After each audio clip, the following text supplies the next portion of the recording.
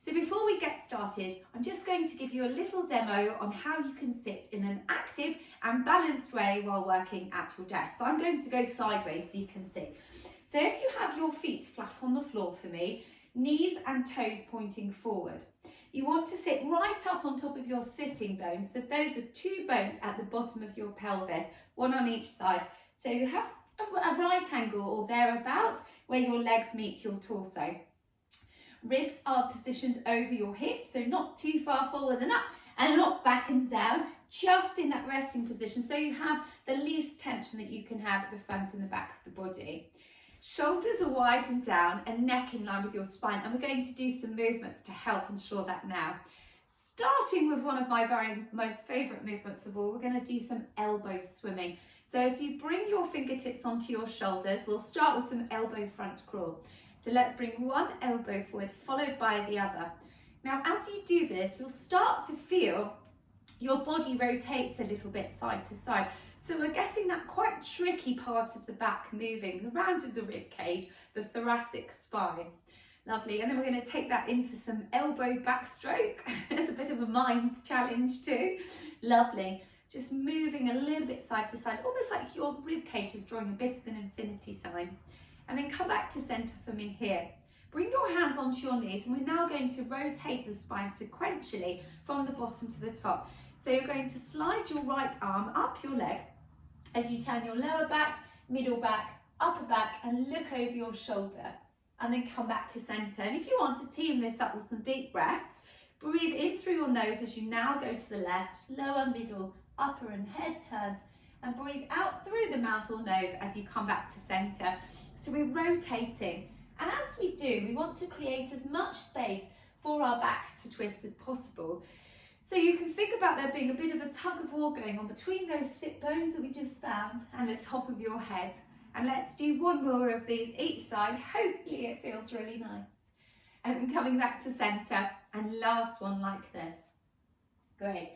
Come back for me here and just bring your arms down by your side.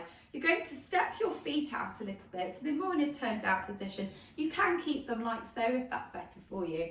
You're going to reach your left arm up to your ear and then take a side bend over towards your right, keeping your left sitting bone down. Come back up to the top, turn the hand out, press that arm down. So we're going to go up, hello plant, and over.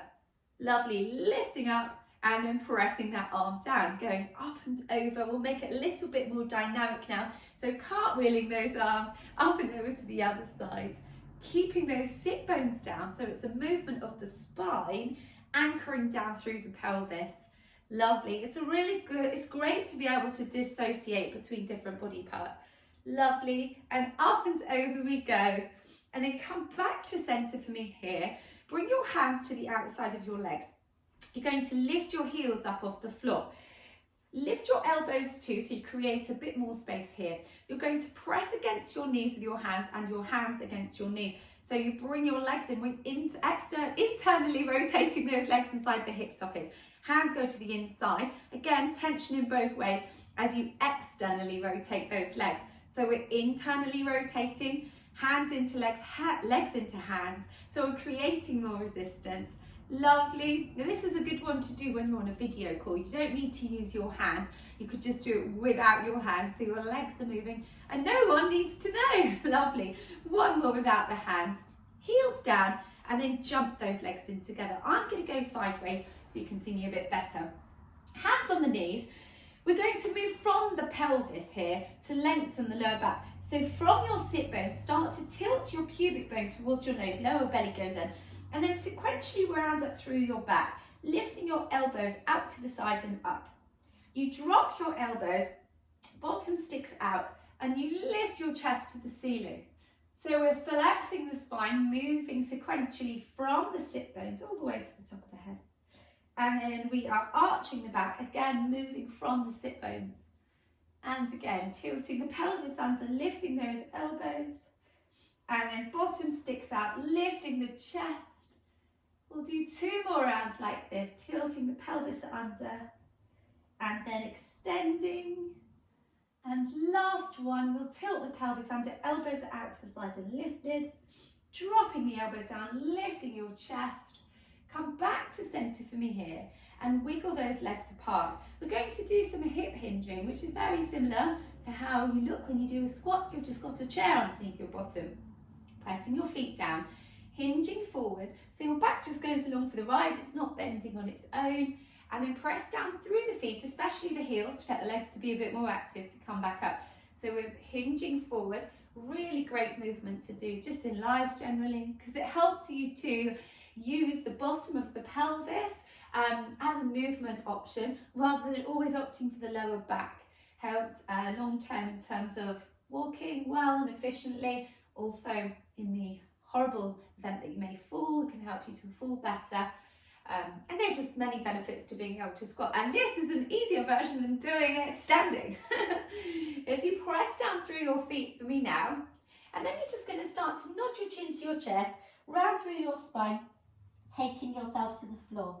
Take a big breath into your back here, and then roll your spine all the way back up.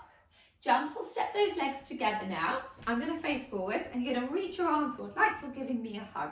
Keep your arms connected to your back, so have them a little bit back, not so much that you're squeezing your shoulder blades together, just so you can feel those arms are connected to the shoulder blades.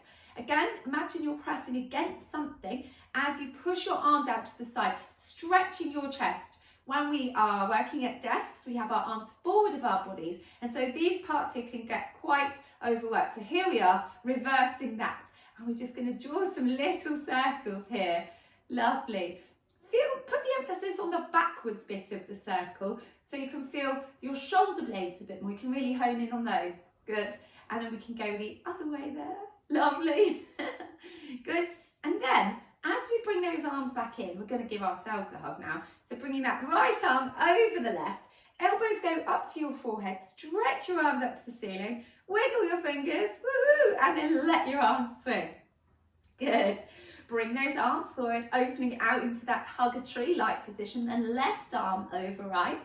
Elbows up to your forehead, stretching your arms to the ceiling, wiggling your fingers, yay, and then a swing. It's really hard to not yay when you've got your arms above your head. Reaching those arms out. You're going to open that right arm out to the side and then turn your head to look at it. Bring your head and your arm back together. Good. Left one goes out. Turn your head and bring them back. To the right, head turns and back. To the left, head turns and back. Lovely. Let those arms swing. Let everything wiggle out. And I'm going to leave you here today with one of my favourite rotations of all. It's very simple, but again, it just helps to distinguish between different parts of the spine. So with your arms down by your side now, pressing down through your feet to really get those legs to be a bit more active, you're going to swing your arms down by your side. Here you'll predominantly feel your lower back moving. If you're on a wheelie chair, which many of us are when working at a desk, that chair shouldn't be moving because your pelvis should be still. Then bending those arms, and that's a bit of extra core work for you there. Bending those arms so they come to chest height. And now you'll feel sort of between the sort of lower rib cage moving. And then come to this three-pronged cactus-esque position.